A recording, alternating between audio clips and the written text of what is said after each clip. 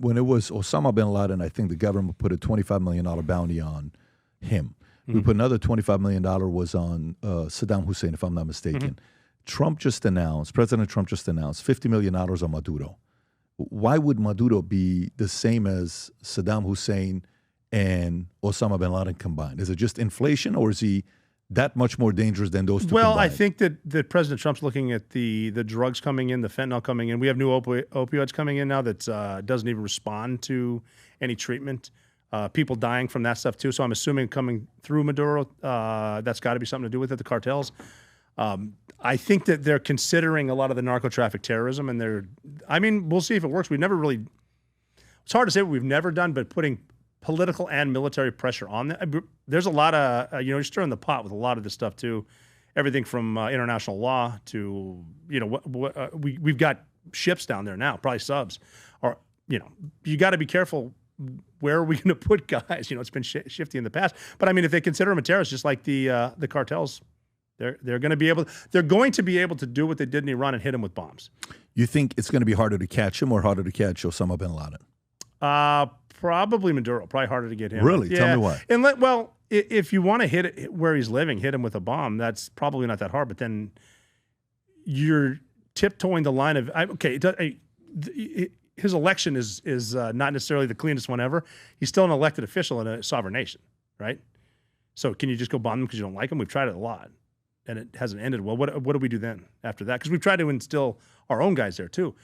We've done it before. Try to put freedom places that they don't want it. Is it our job to do that? Stop this shit at the border, which I think they're doing. There's a lot going on. I'm not privy to all of it right now. I know the Secretary of Defense. I know a lot of the guys in the cabinet, but they haven't asked for my opinion. If you were handed $10 million to go get him, would you be able to know how to get him? Like, you think you can put a team together to get him? $10 million? Oh, I don't know. I mean, I'd have to find my best Spanish-speaking friends, and then I'd look at the private sector with some of their stealth submarine technology. You need to find a way to get inside of someone, so you need human intelligence inside, and you got to get them with a coup, which I think would be. Is that happening in Iran right now? What are they doing with the? That's what they did in '79. They're trying to do it again. Yeah. I mean, it's not something as crazy as the Islamic Revolution, but you're going to need to get him inside. I mean, even with one of the biggest mistakes we made in Iraq was get rid of the Ba'ath Party. His generals and leadership they don't necessarily believe everything Saddam is doing, but we've seen what Saddam does to people that even cross him a little bit. It's like a vote in North Korea. Like they're having a competition who can clap their hands the fastest. But I think if you get into a spot, if we had the Ba'ath Party and just kept him in power, there wouldn't have been a lot of the looting and stuff. There certainly would have been that bad of a civil war between the Sunni and Shia. But again, we just didn't understand it. So what do you do in Venezuela? How do you get a coup in Iran? You don't want to insert the Shah's son. I don't think. You know more about it, obviously, than I do. But somehow you got to find the will of the people. But we've shown before that the people will rise up to a point, and then we just stop supporting him. We did it in early '90s with the Shia in Iraq. We'll come in, we'll get them out of Kuwait, and then we'll march to back. Well, we just backed out. Look what we did in Afghanistan. We'll just leave everything there. We're leaving our allies in central Afghanistan. And you get to the point where who's going to trust us? Like if they're willing to go and they're all in, are we all in? Have we been all in? So it's $10 million. I don't know if it'd be enough. You don't think $10 million would be enough? Well, it depends on how many guys. And now we're talking about the private sector, like Blackwater type shit. They're going to want to get paid. So if it's dead or alive, you're saying $10 million, you don't think you could do it? Well, based on the budgets that we spend with the military, I don't think $10 million is enough. What do you think it would take? I'd have to break it down. I don't know. What do you need? Like right off the bat, like you need sources. So you need like a Maya. Yeah. Probably and sources a local. like that on the private PMC side. How much do they run you? Oh, I wouldn't even know there because they're betting their lives on it. I don't even know what it's worth to them. I think 25 million was short on. Yeah, and then if you get someone like that too, if you're a true believer, are you going to give it all up for a little bit of money? You need to pay them more. You need to make it like life altering for their family money, which I mean, 10 million, it's a good start. But if you talk about the logistics that go into it, well, how are you going to do it? I mean, ideally internally without dropping bombs, but if you start dropping bombs, how expensive they are, and do you have 10 million for a military operation? Absolutely not. We wouldn't even get the door closed at the Pentagon for $10 million. I mean, toilet seats are $700 a piece. But I'm talking about if a PMC, if you started a PMC right now, somebody came in and said, look, I'm going to fund the PMC. I'm going to run it. You tell me a team to put together. Can you get the job done with a $10 million contract? We'll go get some private military guys. You were saying you couldn't do it. No, $50 million probably. $50 million. So then the bounty's right on the point. Yeah, right on. You know what? That's a great point right there because I'm sure they did a little bit of math and that's what they came up with. Well, Eric Prince was on the podcast. I don't know when this was, a year and a half ago.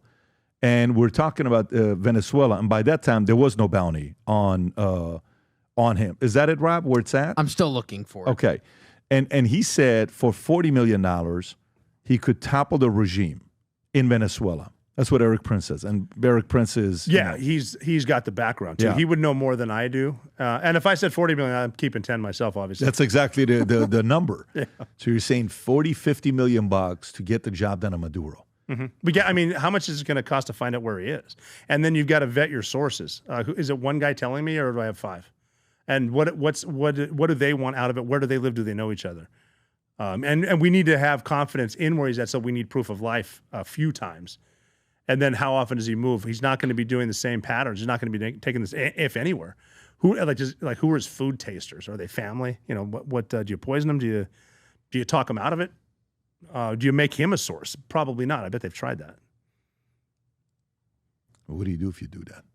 He's going to have to come up here and, hey, where are you going to let me live? Yeah. How am I going to live? You're going to put me somewhere in the city of D.C. with all the other informants? No, I think we'd offer Dubai at that point, just because it's nice. Is that a model, or is that just I think we should offer him Dubai? Well, have we done this in the past with other people? I don't know. In Dubai? I'm just seeing what's happening in Europe and what's happening in parts of the Middle East. They're turning the Middle East into what Europe used to be like. Yeah. And it almost seems like, don't mess around here now. Like, I would feel safe going to Dubai. I wouldn't go to London. So no, there's no question. But why not London? What do you not feel safe about London? It just seems, well, the first thing would be because of my Twitter handle. Maybe I've said something they don't like about anything from open borders, mass migration to men and girls sports. We just had a dude arrested at Heathrow for his Twitter. He's a comedian, a Twitter handle, arrested, jail. Like, they had to bring him to the hospital because of stress levels. I wouldn't go there for that. I don't want to get in a knife fight. That would happen in London. Easy. So, but Dubai, like, we would say Dubai's great because they're not going to tolerate it. It's one of the safest places, by the way. Right, yeah, and it's beautiful. Yeah, it's beautiful. It's beautiful. Nothing like it. So, okay, so Maduro, 50 million. Not only does the number sound like pretty accurate, but for you don't even know the motive of going after a guy like that. No, I mean, it's the drugs coming in and out, but I think there's probably different ways of dealing with it. You got to start with the Mexican government and what are they getting out of it? Why aren't they stopping? I mean, look how quick they shut the border down between open borders to now we're shutting it down. Now we're at a point now. I think even with marijuana, like, we're smuggling it into Mexico now because we're growing better stuff in California.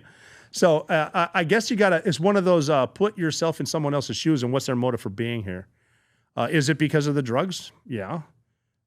Is it because of the violence? Possibly, but the violence comes with the drugs. So, I mean, it's everything from the legalization. Do you make stuff legal so the demand, there's not a reason to kill each other over it? There's a lot involved with this. And as we've seen with everything from like USAID, where's the money actually going? What are people's motives? Hey, what is up? This is Robert J. O'Neill, former SEAL Team 6 operators. I was fortunate to be on some of the most high-profile missions in our very long war on terror, but I am now on Connect, and you can connect with me there, and we can literally talk about anything. You can text, we can do video calls, I can give you messages, and go to Connect, find me. Literally nothing is off limits. Any crazy questions you have that you may or may not want the answers to, I'm more than happy to do it. So find me on Connect. Again, this is Robert J. O'Neill. See you there. If you enjoyed this video, you want to watch more videos like this, click here. And if you want to watch the entire podcast, click here.